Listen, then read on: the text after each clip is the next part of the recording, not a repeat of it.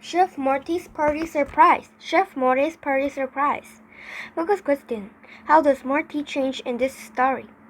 Grown-up parties must be really boring, Morty groaned. He was sweeping the back porch and his older sister was cutting fresh flowers in the garden. They just sit around and talk and eat. No piñata, no pin and tail on the cat, no goodie bags. Morty stopped sweeping and looked at his sister. I don't understand why we have to sweep off the house and go to bed early for that. And why does mother spend all day in the kitchen getting ready? His sister was snipping fresh mint leaves for mother to freeze in ice cubes for drinks. It was the latest entertaining idea in Good Mousekeeping magazine, which is where mother found all of her fancy snack ideas. It's always the same. Someone will say, "Wow, your eyes look so nice. We've gone to lots of trouble." Morty squeaked in a nasty voice, and mother will say, "Oh, it was nothing." Morty mimicked mother. Well, maybe it is nothing to her, but it is something to me. I could be hanging out with Ben and Fred right now. Morty heard the back door slam and realized his sister had gone into the house. He quickly ran to the front of the house and swept the steps back before scampering to the park where Ben and Fred were playing. "Where have you been, Morto?" Fred called where he saw Morty round the corner. Ben, Fred, and Morty always met at the park on Saturday mornings. Sometimes they played soccer. Other times they raced on their skates to build ramps for jumping their bikes. "My parents are going to your parents' party tonight," Ben said. "I bet you were slammed with chores."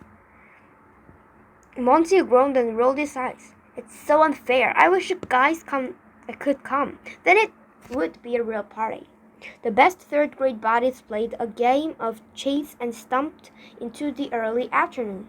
They were resting under a shady tree, massaging their short tails when Morty brought up the party again. "The only good thing about Saturday night parties is Sunday morning. Mother and father sleep, and so we wake up early and nibble the leftover snacks." "It is so unfair," Morty spoke loudly. "They should invite my friends too." Then Morty had a very mischievous idea. "I've got to go, guys," he said. He called as he scampered off. "I'm going to help mother with the cooking." Ben and Fred looked at each other, puzzled. They hadn't thought about the party all morning. Ben said what they are both thinking. Morty is definitely scamming. "Could you use some help?" Morty asked as he swung open the kitchen door. "I would love some, sweetie," Mother replied. She was whipping a bowl of cream cheese. "I need to hang the tablecloths onto the clothesline. Would you spread these on the bagels?" 2 platters of sliced bagels were waiting for a creamy spread. "Sure," Morty truthfully answered. She took the bowl from her, thought for a minute, and scampered to the bathroom for the toothpaste. It was the same color and consistency as the cream cheese. He quickly returned to the kitchen and squirted toothpaste on the bagels. Then he heard Mother returning. He stuffed the empty tube in the pocket of his jeans. "Mother, there is a lot of this cheese left." "That's okay," Mother assured him. "I'm going to put it on the celery sticks too. Now I want to make the punch. Would you mind mashing some bananas for me?" Everyone loved Mother's favorite fruit slush. She would freeze a mixture of mashed blueberries and bananas, then later pour lemon, lime soda over the frozen slush for a double delicious treat. Morty peeled 5 bananas and dropped them in the blender. Then he tossed in 6 cloves of garlic and pushed the button labeled puree. The strong smell of garlic made him sneeze, but there were no many delicious odors in the kitchen that Mother didn't seem to notice. Morty was rinsing out the blender when his mother said, "Are you ready for another task?" "Sure, what's next?" "Cheesy popcorn," she replied, getting a large serving bowl out of the cupboard. "Would you mind popping some corn and sprinkling with a cheese-flavored salt?" Morty had a proper humming before Mother finished her request.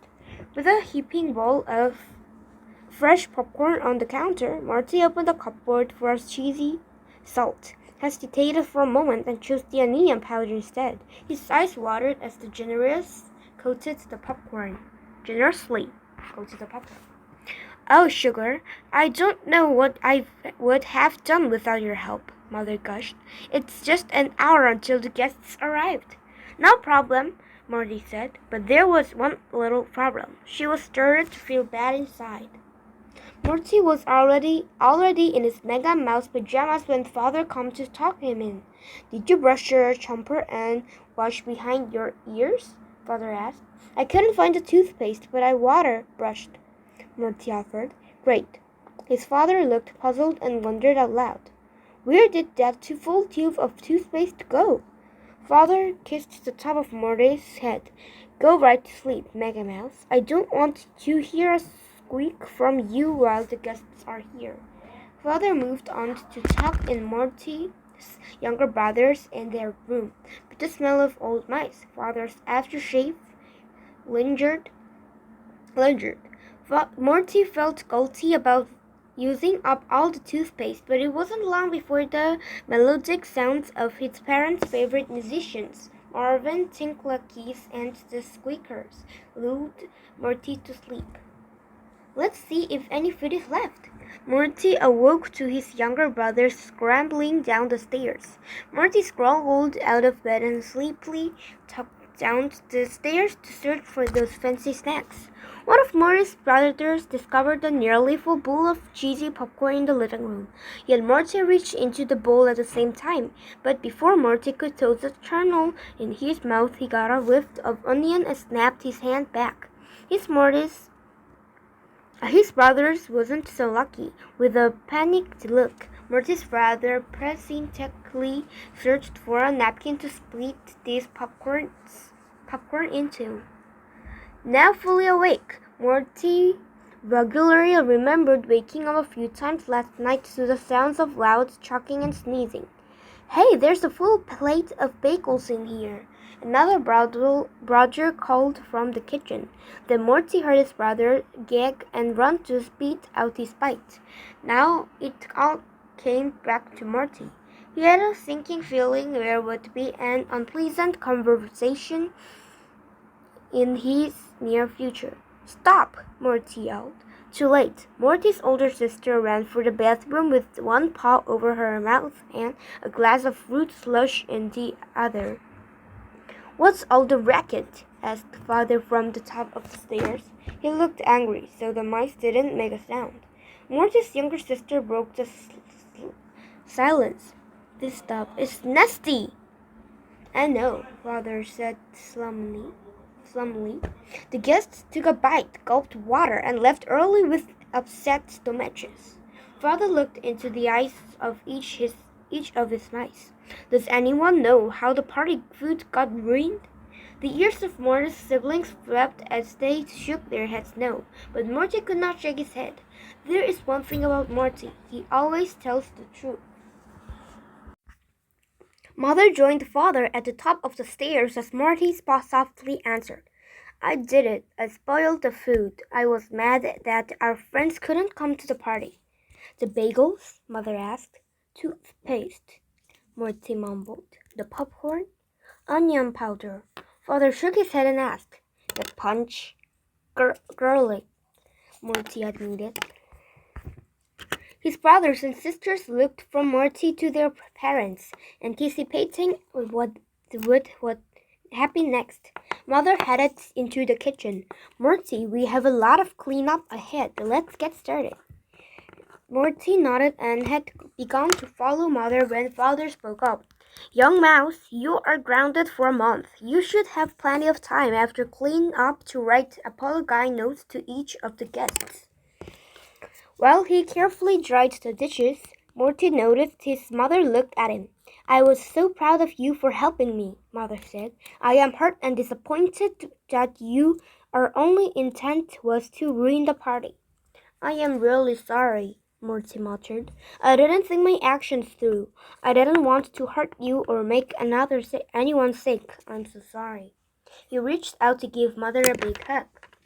Much later in the afternoon, Morty sat at his desk with a blank notebook of paper in front of him and many apology notes to write. He was trying to work out what to write when he had a brilliant idea.